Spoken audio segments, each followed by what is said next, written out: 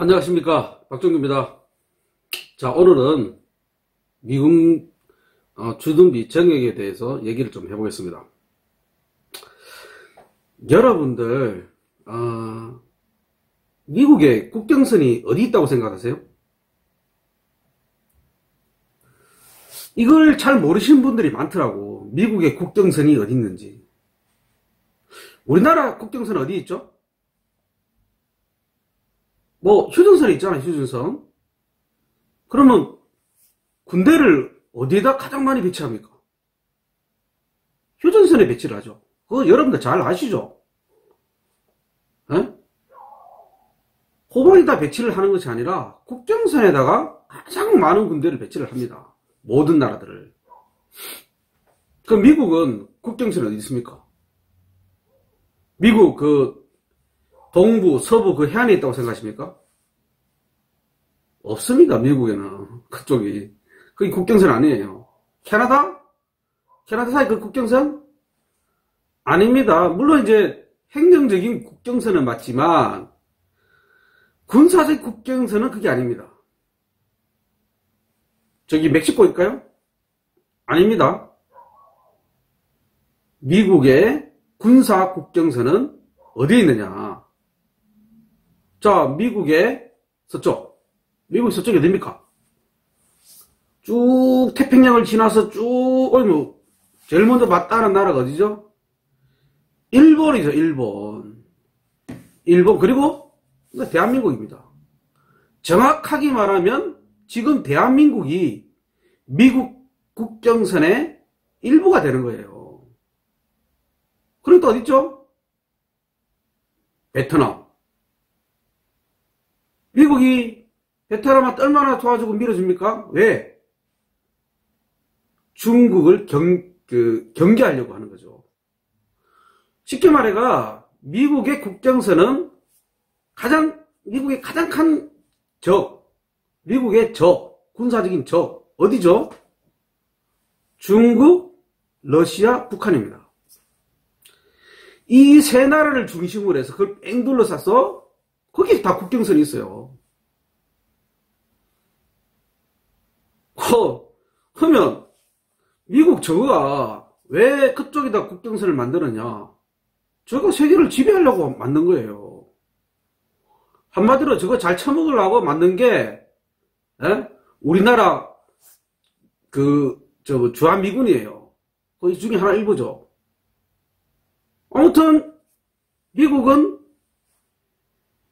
미국, 북한, 러시아를 에워싸서 그들의 이제 군사적인 것을 막기 위해서 그 주변에다가 군사적 국경선을 만든 겁니다.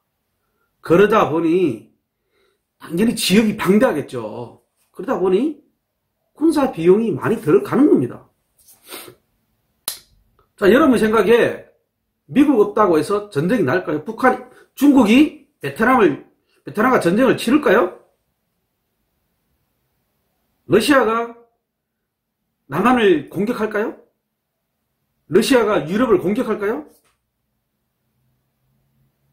지금요, 여러분들 이거 아셔야 돼요. 산업화된 나라가 서로 피해를 볼 수 있는 구조에서는 전쟁을 일으키지 않습니다. 원시시대가 아니고 농경사회 때는 전쟁을 하고 나서도 금방 복구가 돼요.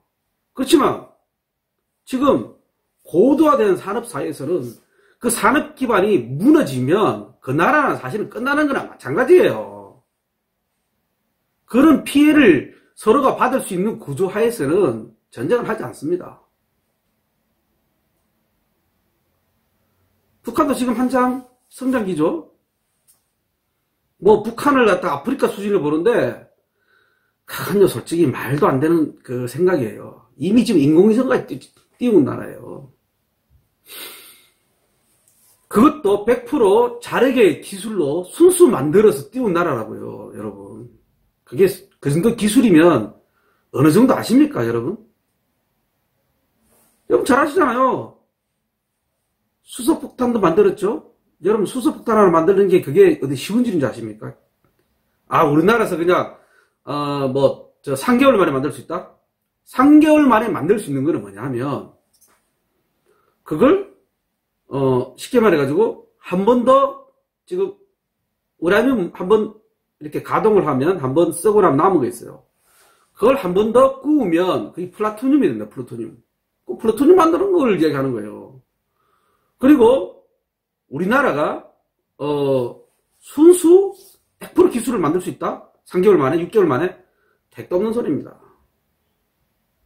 그리고 미국도 순수 자력을 100% 못 만들어요. 미사일 같은 것도 마찬가지. 비행기 하나 만드는데 미국이 모든 부품을 갖다가 100% 국산화 시켜서 만드는 줄 압니까? 다 수입합니다. 필요한 거 전 나라에서 가져오고, 독일에서 가져오고, 일본에서 가져오고, 한국에서 가져가고. 그렇게 만드는 거예요. 우리나라도 마찬가지잖아요. 메모리 하나 만드는데 거기 들어가는 거, 소재들 수입하잖아요. 지금 전 세계는 지금 그렇게 돌아가고 있는 거예요. 미사일도 마찬가지예요. 미국이 100% 만들진 않아요. 근데 대한민국이 100% 만든다고? 절대 못 만듭니다. 단기간에. 만들 수 있는 거는, 자, 부품 수입해서 조립해서 만들면 되는 거죠. 그거는 충분히 가능해요. 6개월 만에. 저는 그렇게, 미국이 오케이 하면 가능하다 저는 생각합니다. 그렇듯이 북한도 기술이 만만치가 않아요, 여러분.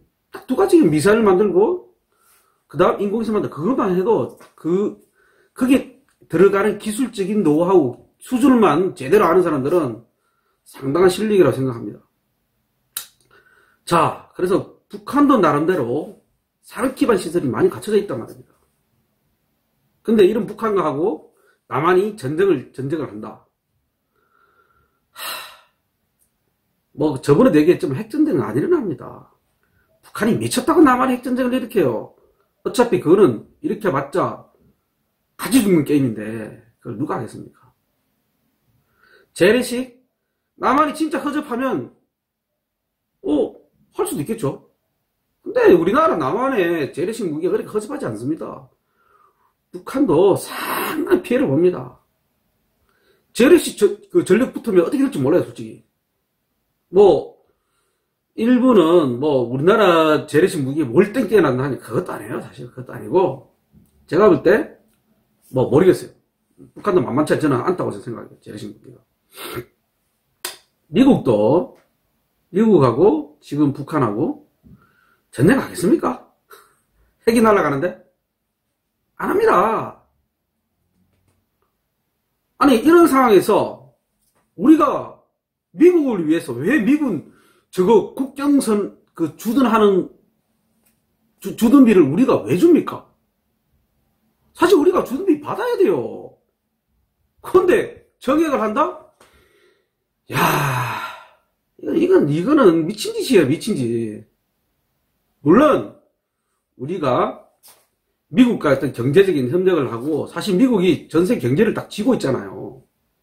중국도 꼼짝 말하잖아요. 러시아도 꼼짝 말하고, 그 때문에. 북한이 가장 두려워하는 게 미국의 무기 아니에요. 경제력이에요, 경제력. 그래서 지금 계속 미국과 경제 제대 풀어달라고 하잖아요. 경제적이 풀려야 사실 남북 경제 협력이 이루어지는 거예요. 그래야 한반도가 통일로 가는 길이고. 근데 미국이 주둔하는 이유는 저거들 위해서 하는 거예요, 저거들 위해서.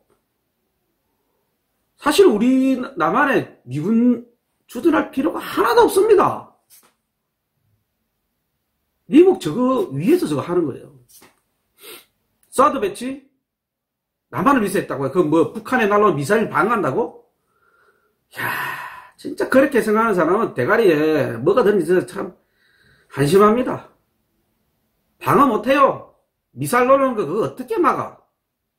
미국인들 북한에서 날라오는 그 미사일 그거 막을 수 있을 것 같아요? 한번 제대로 공부해보세요, 그거. 저는 공부해봤거든요. 불가능입니다. 쉽게 생각하니까 딱 뭐냐? 총알 날라오는 거, 총알 맞추는 거랑 똑같은 거예요. 미사일은 전투기를 잡을 수 있어요. 왜? 전투기 속력에 3배, 4배 빠르니까 잡을 수 있을 가능성이 상당히 높아요. 근데 100% 맞추는 것도 아니에요, 그것도. 전투기, 조종사가 잘만 요리하면 피할 수도 있어요. 그런데 워낙 빠르게 오니까 피하기가 만만치 않은 거죠. 그런데 그 무섭게 속도로 날아오는 그 미사일을 그 정도 속도보다 느린 미사일이 맞춘다고요? 그러다가 미사일이 지멋대로 변하는데? 말도 안 되는 얘기예요. 미국은 국경선 배치한 이유는 자기 나라, 우리나라에 배치하는 자기 국경선이에요. 군사적 국경선에다 자기 나라의 이익을 위해서 하는 거라고. 아무튼 제 말에 동의 안 하시는 분은 어쩔 수 없겠지만, 답답한 건 미국이에요, 미국. 우리가 왜 그 정을 해줍니까? 미국 빼라고 하세요, 미국 빼라고. 빼는 게 좋아요, 그리고 우리나라에서도 왜. 빼야 남북하고 더 협력할 수 있는 가능성이 열리죠. 그리고, 금방 얘기했다시피, 미국이 핵 방어할 수 있다? 아휴, 개소리입니다, 개소리. 북한의 날로 미사일 어떻게 방어해요? 차라리 북한은 방어할 수 있어요. 왜? 북한의 모든 군사시설들은 다 지하 300m 밑에 있거든요. 그리고 거기서 북한 주민들이 3천만이 한국에서 2,500만 가는데 실제로 3천만 정도 된답니다. 그 지하에서 한 1년 정도를 버틸 수 있는 식량과 이게 다 준비가 돼 있대요.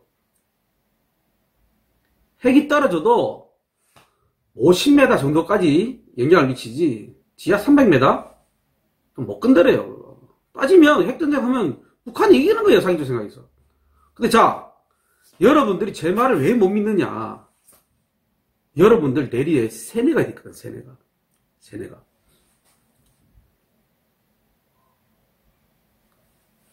자, 우리 조선시대 때 돌아갔을 때 생각해보세요. 감히 청을 건드려? 그 어떤 나라가 청을 건드려? 아마 조선에 우리 조상들은 그렇게 생각했을 겁니다. 말도 안 되는 얘기라고. 하지만 어때요? 알고 보니까 무시무시한 세력들이 들어왔죠. 서양에서. 그런 사례가 많습니다.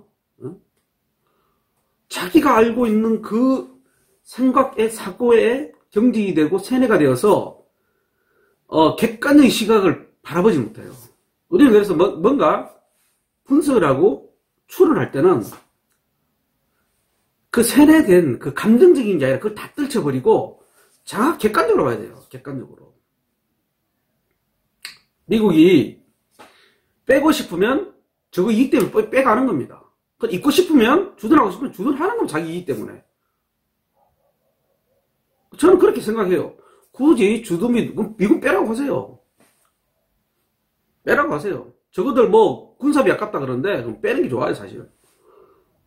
그리고 지금 미국도 사실은 이제 미국이 중국만 작살내면, 중국 경제만 작살내면 굳이 이제 국경선을 이렇게 넓혀가면서까지 그럴 필요가 없어요. 왜? 미국은 이미 엄청난 석유가 있잖아요. 그 석유가 한마디로 뭐죠? 그게 달러예요. 달러를 지킬 수 있는 하나의 큰 재화랍니다. 재화. 그때 옛날만큼 굳이 중동에다가 뭐 해주고 할 필요 없어요. 미국은. 어쩌면 미국은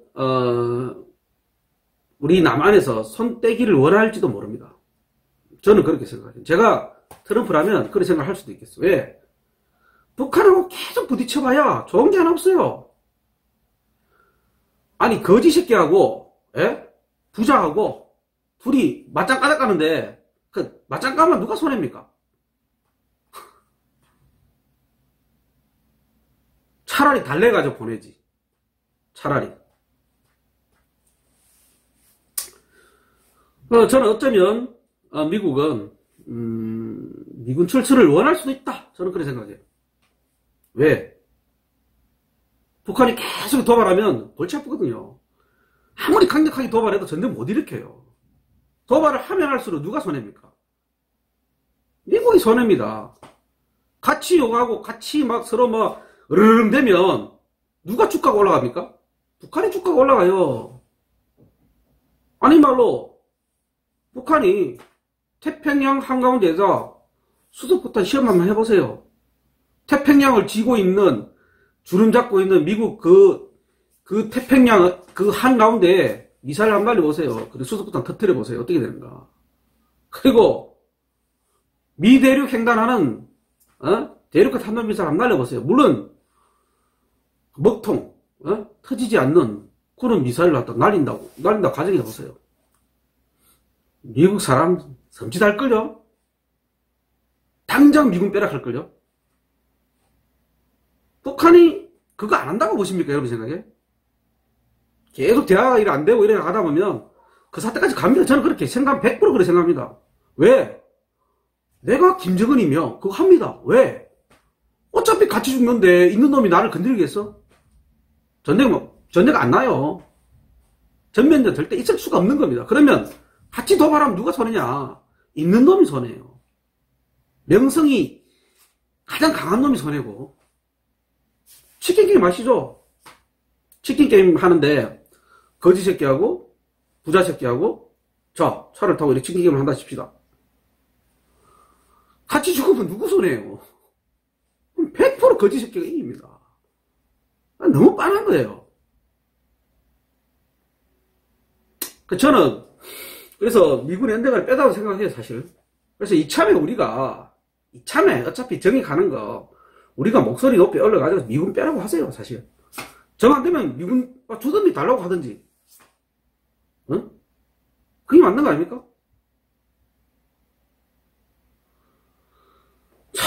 뭐 이것 때문에 뭐 미군 빼면 죽니 많이 이런 사람들 보면 참 안심해요. 좀 생각 좀 하고 사세요. 생각 좀 하고. 그리고 우리 남북이 진짜 전쟁 위협에서 남북 전쟁에서 그 위협에서 탈피를 하려면요 가장 좋은 방법은 물론 어떤 그 군사력을 키우는 것도 해야 된다고 저는 생각해요.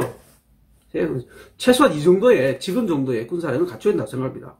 제르식 무기 정도는 붙어도 깨지지 않을 만큼의 어떤 전력을 저는 갖춰야 된다고 생각하거든요. 그렇지만 그보다 더 좋은 게 뭐냐? 돈도 안 들어가고 서로 상생하는 길이 뭐냐? 남북 경제협력입니다. 여러분 제 말 틀렸습니까?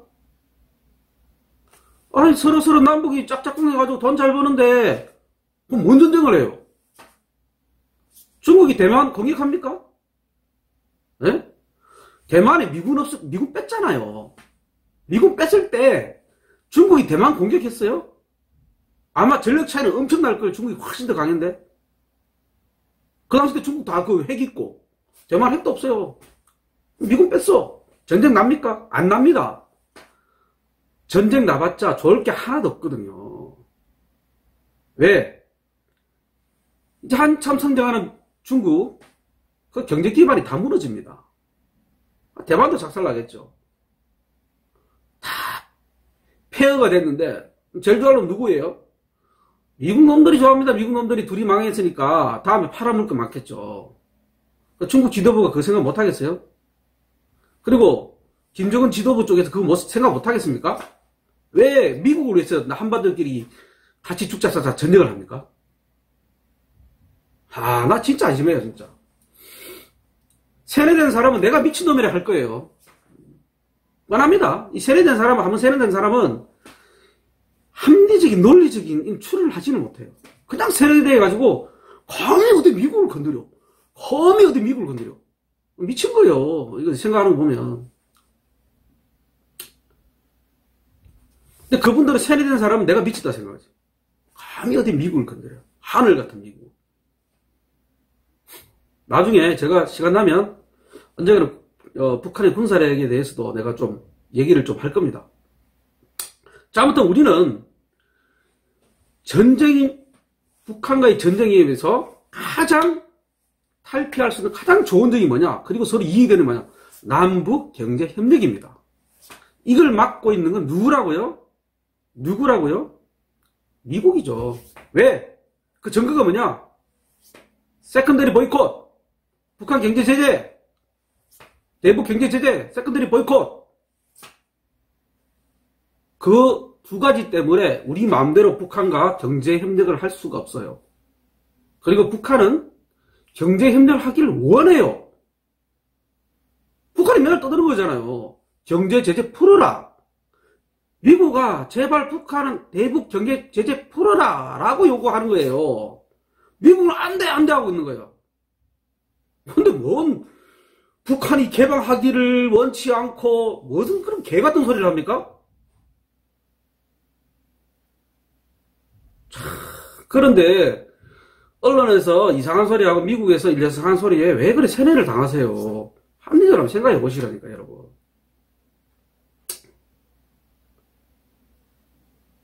자, 제가 오늘 좀 이 미국이 트럼프가 주둔비 올린다고 하는 그런 기사가 지금 많이 있더라고.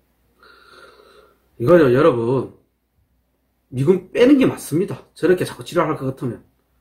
오히려 우리가 주둔비 받아야 돼요. 근데 어디서 그런 개 같은 소리를 하냐고. 근데 단 이럴 수 있어요. 그걸 핑계로 미군이 우리나라한테 경제 제재 하는 거. 사실 그게 진짜 무서워요. 진짜 무서운 건 미국이 남한을 경제 제재하는 게 무서운 거예요. 북한은 거기서 잘 적응해서 그런 대로 살아가고 있어요. 근데 남한 어떻게 됐습니까? 개판되는 거죠.